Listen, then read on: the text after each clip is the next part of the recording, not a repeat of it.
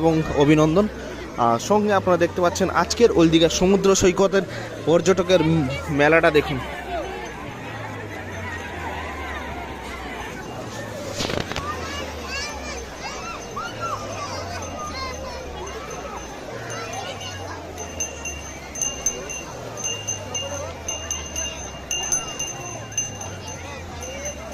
সঙ্গে তুলে ধরবো একটি পর্যটকের বানানো আই লাভ টু দীঘা। তার সঙ্গে দেখানোর চেষ্টা করব ওল্ড দীঘা সমুদ্র সৈকতে আজকের পর্যটকের মেলাটা।